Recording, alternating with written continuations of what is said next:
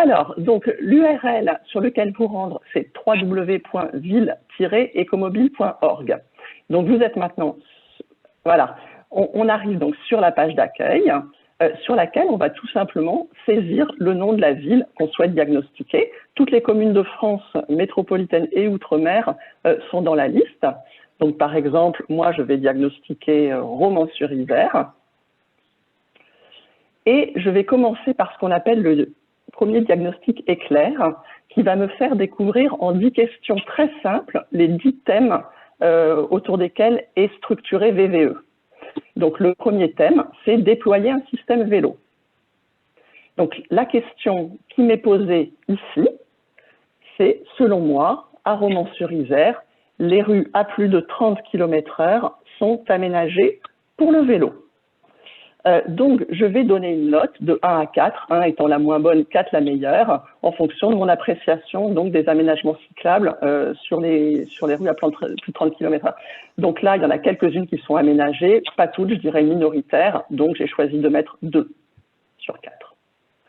Donc, je passe au critère suivant, au thème suivant, qui est assurer la sécurité et le confort des trajets piétons.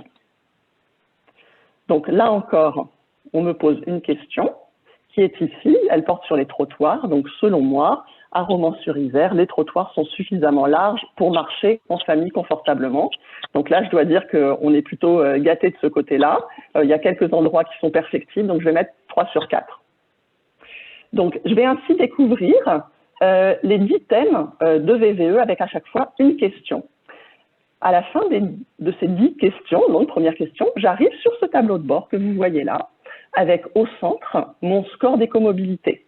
Donc là, je n'ai répondu qu'à 10 questions. Vous allez voir qu'au total, il y en a une cinquantaine dans VVE, donc il va évoluer encore ce score au fur et à mesure de mon diagnostic. À ce stade, on serait à 41%.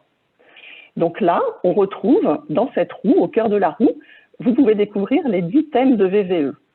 Donc le premier, on l'a déjà vu, déployer un système vélo. Ensuite, assurer le confort et la sécurité des trajets piétons. Le suivant, c'est apaiser, réduire et apaiser la circulation motorisée. Puis, communiquer et aider à faire les premiers pas. Ensuite, valoriser le train, les transports publics et partagés. Utiliser le levier du stationnement. Planifier et aménager la ville des courtes distances. Optimiser la logistique urbaine, favoriser, renforcer la présence de la nature en ville, et enfin, favoriser les véhicules à faibles émissions. Donc là, on a fait le tour des 10 thèmes qu'on considère être les 10 thèmes incontournables pour élaborer une politique complète, je dirais, de mobilité durable sur un territoire. Alors, à la suite de ça, avant d'entrer dans le diagnostic avancé, les fameux 40 critères complémentaires, on vous recommande de vous enregistrer, car cela permettra de quitter et de revenir ensuite, sans avoir à recommencer évidemment votre diagnostic à zéro. Donc j'en profite pour dire que cet outil VVE a été cofinancé par l'ADEME, ce qui permet de le rendre gratuit en ligne, et les données sont évidemment confidentielles et ne seront pas transmises à des tiers. Donc une fois que vous êtes inscrit, vous retournez donc à votre diagnostic et vous allez pouvoir compléter ce diagnostic sur les critères détaillés. Donc là, soit vous cliquez en bas à droite sur « Continuer mon diagnostic », soit vous allez décider d'approfondir un thème. Les thèmes que vous voyez encerclés par des petits tirets verts sont ceux sur lesquels vous avez la moins bonne note jusqu'ici, 1 sur 4. Donc, par exemple, vous pouvez décider d'approfondir en premier. Mais vous pouvez également décider d'approfondir un thème qui vous intéresse particulièrement en ce moment. Par exemple, là, on va choisir « Communiquer et aider à faire les premiers pas ». Donc là, vous allez découvrir des critères plus détaillés sur lesquels sont détaillés vraiment l'état de l'art, la cible aujourd'hui partagée par l'ADEME, le CEREMA, le GART, etc., sur voilà, ce que devrait avoir une politique parfaite, j'ai envie de dire, de mobilité durable sur un territoire. Donc on a observé que les vélos en location longue durée, en particulier les vélos assistance électrique en location longue durée, qui est un très fort levier de report modal. Donc là, vous avez le critère qui décrit voilà, cette offre qui serait mise en place par la collectivité. Donc, vous l'évaluez de 1 à 4, vous passez au critère suivant. En l'occurrence, toujours dans ce thème, on a un critère sur les plans de mobilité. Donc, il est recommandé aux collectivités elles-mêmes de mettre en place leur plan de mobilité auprès de leurs agents et aussi de faciliter la mise en place des plans de mobilité employeurs par les entreprises du territoire. Là encore, vous cotez, etc. Donc là, l'outil va vous faire le tour de tous les critères de ce thème et à la fin du thème, il va vous ramener automatiquement vers le tableau de bord.